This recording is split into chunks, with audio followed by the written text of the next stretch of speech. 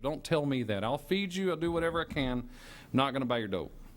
And it hurt. I kind of wanted to give him $50.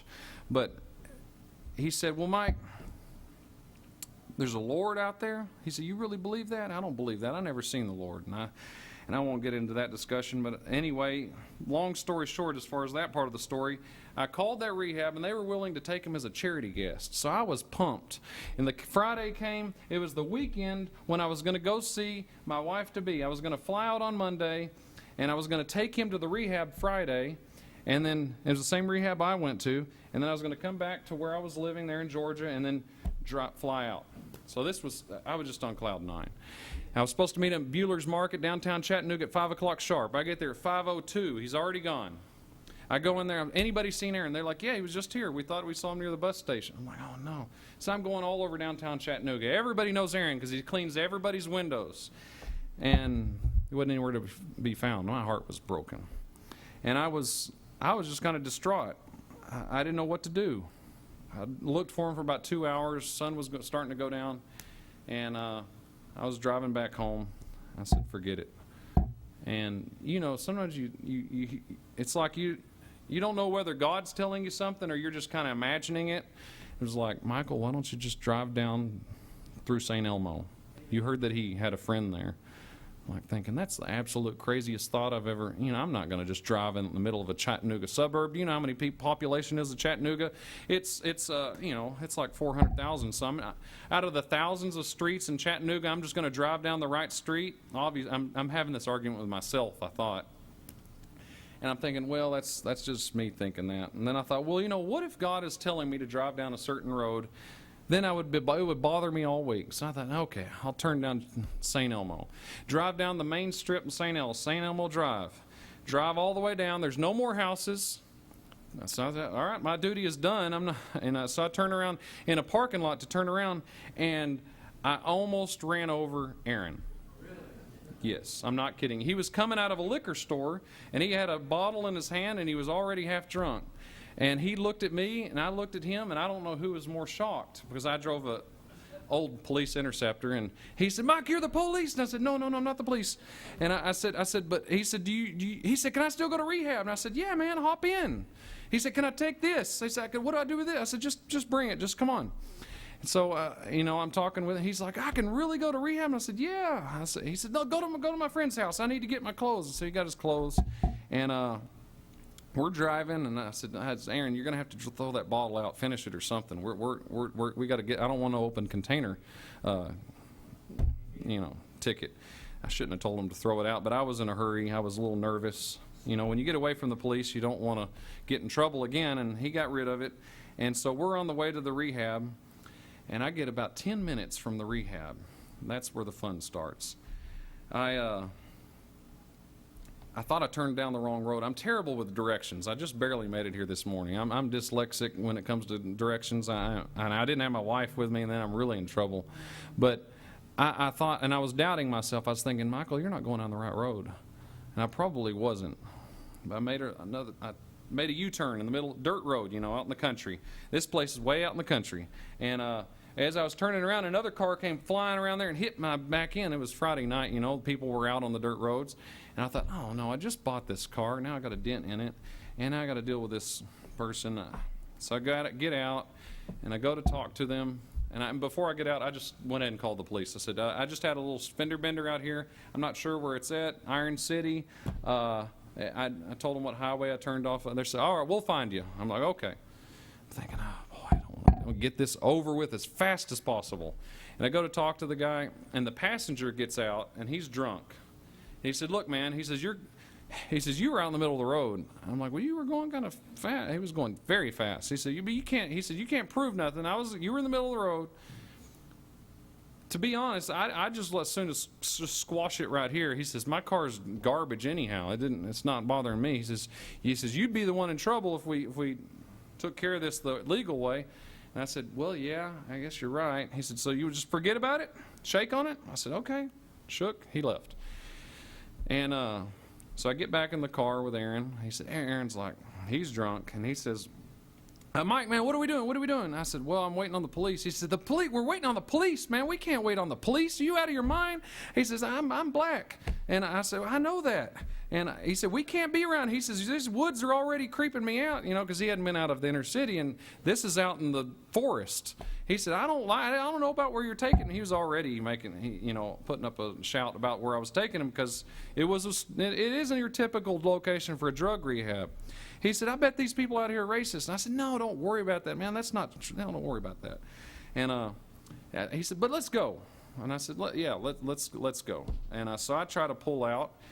I'm in the mud. My tires are spinning, mud everywhere. And then the police pull up, and they say, hold it right there. And I said, oh, I got out of the car. He said, oh, what do you think you're doing? I said, well, I'm the one who called y'all because we had a fender bender. I'm just trying to make it out to Wildwood Health Retreat. And they said, the what? I said, it's drug rehab. I'm just taking a friend there. He said, boy, I ain't never heard of no drug rehab in Iron City. And I've been here my whole life. You're lying to me. What you got this, he said, who you got in the car with you? And then he said the N-word. And I said, whoa. And then he starts swearing. He said, where are you from? And I said, I'm from Chattanooga, Tennessee. And he said, well, what are you doing out here in the woods with this? And I said, well, I'm taking, for one thing, he's my friend, and I'm taking him to rehab. And he said, well, there isn't no rehab out here, son. I said, yes, there is. I went there 2 years ago. He said, oh, y'all dope heads, huh? You dope head too? And I said, well, no, sir. I'm not. I gave it up. The Lord took it away from me 2 years ago. I don't use drugs anymore. He said, son, you're doing something. You're picking up a shipment or something. He said, I see what's going on here. And I had the big car, the big boat of a car. That didn't help. And he said, wait. And the other officer said, I just did run his tags. They're stolen. I said, no, they are not. I just registered them the other day in Georgia. You're kidding me. He's like, we're going to have to take a look. And I'm like, you're joking, right? And they got him out, and Aaron, loud. And he said, what's going on here, officers? And they said, well, y'all, we want to know what's going on with y'all. And he said, officer, is there any good ladies around here or anything? And I said, no, Aaron, don't. And they said, son, you better keep your mouth shut. And they told him something really bad I'm not going to repeat.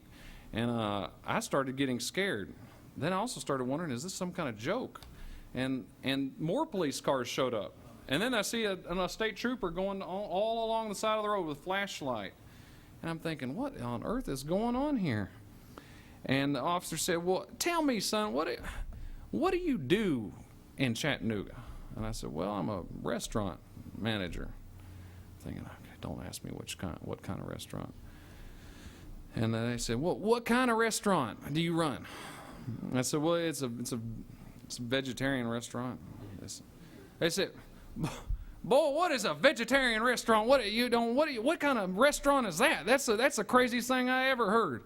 They said, you taking this boy, this dope boy, to a rehab, and it don't exist, and you're from Chattanooga, and you work at a vegetarian restaurant? That's the stupidest story I've ever heard in my life. And I said, well, officer, I can tell you that it's all true. And then they said, well, and then more police. There's had been 8 police cars there now. Now they're all saying, boy, you're in it. I said, I'd like to know for what. And then they separate us. And Aaron's hollering, don't let him do it, Mike. And I was thinking, what, Aaron? He said, I saw this on TV one time. I said, no, don't worry. We're good. And then they said, well, son, if you're so innocent, let me search you. I said, go right ahead. I don't have anything to hide. And they patted me down. And I remembered I had $5,000 in my pocket. He pulled out, he said, what do you need $5,000 out here in the middle of the woods when you're from Chattanooga and you're out here with this boy? And I said, well, officer, that's, I'm thinking, boy, I guess, is the truth always the safest? And I said, actually, it's money for my mission trip. They just all died laughing. They were spitting out there chewing tobacco and just said, boy, you missionary, a missionary boy takes a black boy's rehab. And I said, well, no, listen. I said, honestly, it's a mission trip that I started going to see these people in the jungle, and I'm telling them the story. And they're all looking at me like, they said, you talking about the jungle and all kinds of stuff. And then someone said, what are these plants in your car? I had some lettuce plants I was delivering to someone there. And I said, that's lettuce, officer. He said, well, I don't know. And they said, what is, and I had, I was ready for my mission trip. I had a bunch of bottles of, grapefruit seed extract and all kinds of different medicines. And I had 8 very large bags of activated charcoal. And if you don't, and they say, what is this activated charcoal? Are you going to make a bomb? And then someone else, and then another one said, well, I heard you cook crack with charcoal. And I'm thinking, that ain't right, but I'm not going to correct him. And so they have all this. They said, what? Tell me why you need activated charcoal. What in tarnation is activated charcoal? I said, well, when you go to another country, it's very common that, if you drink the water, eat the food, you're going to get a stomach ache. And I said, this stuff works way better than Pepto-Bismol. I'm breaking down the health lecture here, And I said, if you mix it to a spoonful of it with water and you drink it down, and it'll clear your insides out because it absorbs the poisons that are in your body. That's even on water filters. And they said, boy, I've grilled with charcoal, but I don't drink it. They say, I think you just making that up. That's dope material.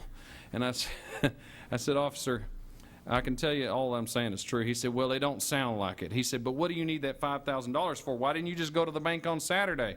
And I said, well, officer, I said, actually, I'm a Seventh-day Adventist. We reserve the seventh day for like time with God and nature and family. And it's not that I wouldn't go to the bank on Saturday if I had to, but I just try not to. If I can do it on another day, I do it on another day. But I reserve that day for rest and rejuvenation with God. And they all they were silent for a long time. They said, you just made all that up. And they said, so let's just do a recap here. You're from Chattanooga. You take little black boys to rehabs that don't exist. And you were a missionary to Thailand in the jungle, and you drink charcoal when you get sick, and you're what you call it? Seventh day, and you don't go to the bank on Saturday. They said, boy, you were just making all this stuff up as you go along. And I said, well, and then they handcuffed me and put me in the car. And I said, well, I'd like to know, is it illegal in Tennessee to have money in your pocket? Is it illegal? They said, you shut up. They're saying, I'm paraphrasing, terrible, terrible profanity, terrible racial slurs. And they're talking worse to me than him because I'm helping him. And they're telling me terrible things. And I'm sitting there in the back of that police car. I remember it just like yesterday, handcuffed. And I'm thinking, Lord, can you please... I'm just asking that God would keep my mouth shut. Because anybody that knew Michael has a mouth. Michael still has a mouth. But Michael really had a mouth. Michael's mouth got him thrown in jail many times when he wouldn't have gone to jail. And so I'm just like, Lord, please help me not to start spouting off at these guys. They're really easy targets to talk about. But I'm just praying constantly to keep my mouth shut. Because I'm just about to burst with anger at these people. And they would walk past every 5 minutes, and I just remember them glaring in there, seeing the chewing back in around. They'd say, boy, you're ended up to here. You're going to jail for a long time. You ain't going to see your little friends in Thailand. You ain't going to see your girlfriend. You're going to be locked up. We're going to make a girlfriend for you. And just terrible stuff. And I'm thinking, this is terrible, Lord. What on earth is going on here? I said, is it illegal to have money? And then one of the officers came up. He said, since you want to know why you're going to jail, he says, this is why you're going to jail. Do you know what this is, son? This is a pound of marijuana.